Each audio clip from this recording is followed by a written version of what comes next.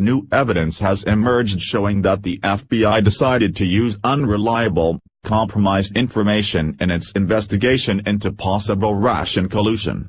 Former Trump campaign volunteer Carter Page testified before Congress, revealing that the FBI was using the Democrat-financed dossier as the basis of its investigation and interrogations, according to The Washington Times. Mr. Page recently testified before the House Intelligence Committee, which released the transcript Monday.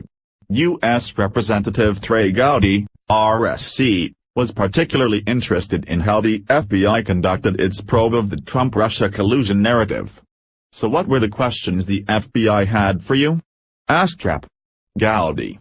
"It was an extensive series of many meetings, but they, the core foundation, I would say, in terms of the overall structure in March 2017, was related to those false allegations from the dodgy dossier," responded Mr. Page.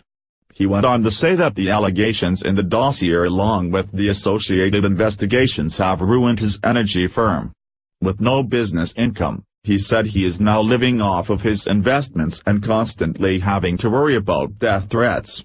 "There are no sources of income right now. I'm burning through savings right now," he lamented.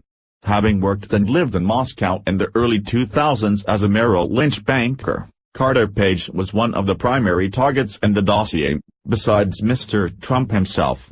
The document in question was a product of former British spy Christopher Steele, whom the Democrat-backed opposition research firm Fusion GPS hired to craft the dossier.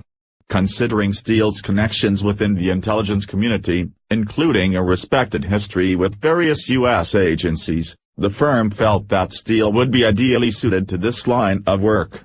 The document claims that the Russians had compromising information on Mr. Trump.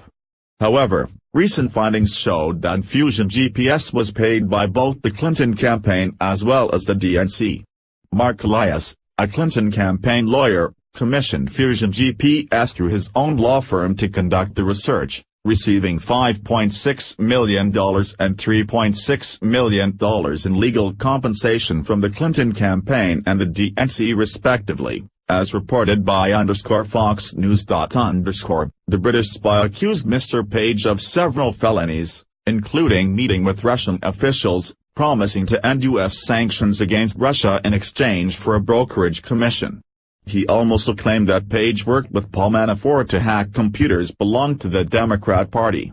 The Trump campaign volunteer denies all the charges, adding that he has never met Mr. Manafort.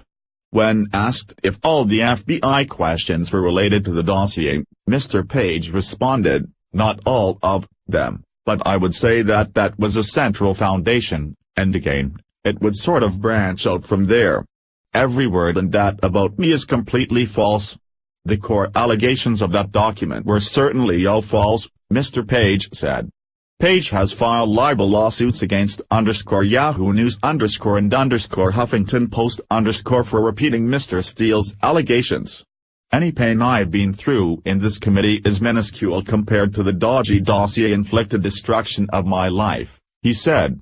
The fact that the FBI felt this document was a trustworthy source on which to base their investigations is a worrisome sign. Considering the other scandals that have plagued the Bureau's leadership, it's not surprising that President Trump fired FBI Director Comey when he did.